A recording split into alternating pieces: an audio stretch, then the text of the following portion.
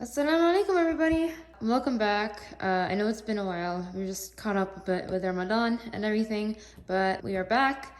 And today I'm going to show you a recipe that I'm making for the first time. I'm making it just to start my days after Ramadan healthily, with wholesome ingredients, and hopefully, it'll help brighten my life with such good ingredients. Right. Anyways, so for today's recipe, we're going to be making this mango and date oatmeal that I thought would be good. I usually run in the mornings, and I think that it's always a better idea for me. Instead of just drinking coffee and leaving, I should actually sit down and have a proper breakfast. So today, the ingredients for this recipe are going to be some almond milk. You can use any kind of milk. I'm obsessed with almond milk. It has to be always in my fridge, so almond milk. I would say, depending on your portion, I would go for either a half cup or up to a whole cup of just rolled oats. You can either use honey. I'm going to be using honey today, or if you don't have honey, if you want to try something else, you can also try agave. They're just natural sweeteners, but I'll be using honey today. This right here is mango that we get, and we have a tree outside, and we freeze it. So we puree it, and then we freeze the mango. And sometimes on a hot day, we'll eat it, just dice it up and eat it like ice cream. Sometimes we'll make drinks with it or smoothies. Today, I'm going to be taking a small chunk, melting it, and putting it into the oatmeal to give it a nice, mango flavor. Along with the mango, we'll also need some dates. These are left over from Ramadan. I think that they'll really add some sweetness to this, and they're super healthy. They're full of fiber, natural fiber, which is always a good thing. So the first thing I'm going to do for today is melt the puree a bit, not all the way. I just want to make it a bit thawed out so I can cut it. So I'm going to cut the mango now. This is what it looks like on the inside. It's just pureed and frozen. So we use this a lot when we're doing meal prepping in bulk. So I will cut it up and take a small chunk. This is what it looks like after I've taken a couple of chunks out, the frozen chunks. So I'm gonna just melt these so that it's like more of a syrup in our oatmeal. Now, this is the mango puree after we've microwaved it for a bit, so it's nice and thawed out. You can get dates that are pitted or unpitted. These dates do have seeds in them, so you want to make sure you take them out. If you look, that's the seed in the date, and we don't want to eat this, so you can take it out.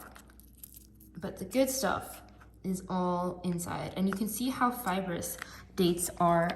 I love eating dates. Sometimes I just have them by themselves for breakfast, but they're so full of fiber, and they have a natural sweetness to them that you can use them in smoothies, you can use them in other desserts. A lot of Middle Eastern desserts that my family makes or that we buy do have dates as a natural sweetener, like ma'moul or kahk, and they're all so delicious. We're going to use them today in our oatmeal. These are the dates after we've chopped them up, and you can see they're very sticky because of all the sugar in there. And again, we just pitted them as well, so these are all the seeds that were inside. And yeah, so we're going to add this to our mango puree here.